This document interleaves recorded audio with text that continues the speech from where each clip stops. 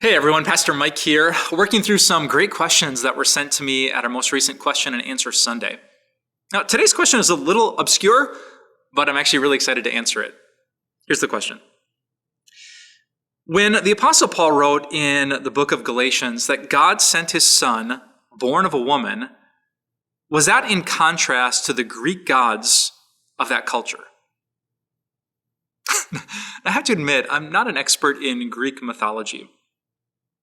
But I do know this one story in recent preparation for a series on the book of Titus that reminded me how different the God of the Bible was than the Greek gods of that culture.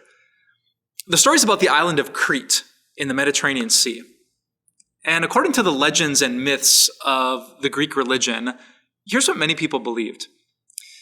That the original king of Crete, a guy named Minos, got his power and authority because he convinced all the people of the island that he had a special connection with the gods, that they preferred him. They wanted him to be the new king. And here's how he proved it. He went out to the sea, the waters of the Mediterranean, and he prayed to Poseidon, the god of the sea. He asked for proof that he was the chosen one of the gods. And Poseidon apparently answered him. This massive white bull came out of the waves, came out of the waters of the Mediterranean Sea, and everyone was shocked. They thought Minos must be the king. He has this connection with the gods. But Minos had made a promise that he would sacrifice whatever the gods gave him back to the gods as a way to say thanks. But he didn't. Apparently, he was so infatuated with this unique bull that he decided to keep it, and he sacrificed another animal instead. And that didn't make Poseidon very happy. So Poseidon struck Minos' family with a curse. He cursed Minos' wife, Pasiphae, with this sudden, passionate, and really disturbing lust for the bull. She wanted the bull actually to impregnate her. And through a long story that I don't have time to tell you, it did. She got impregnated by the bull, and she gave birth to a child that was half man, half bull. It was called the Minotaur.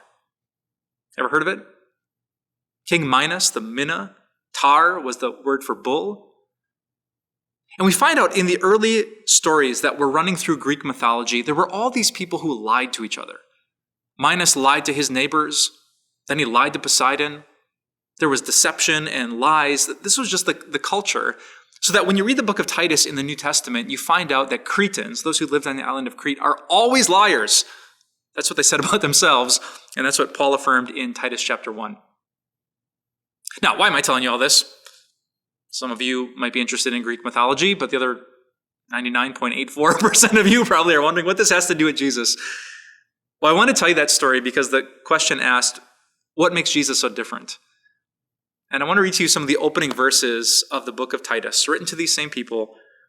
It says this: God does not lie.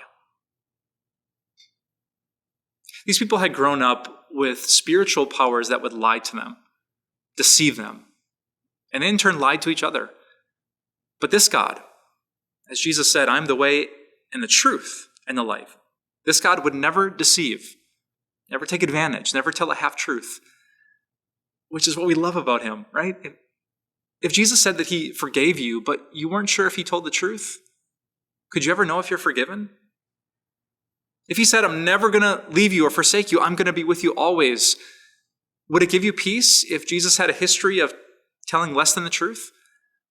No, the fact that Jesus was so different, that the God of heaven and earth is not like a man that he should lie, that is what makes the Christian faith so beautiful. So in contrast to so many people in politics and in religion, what we have in this book is a God who does not deceive us. And friends, that is really good news.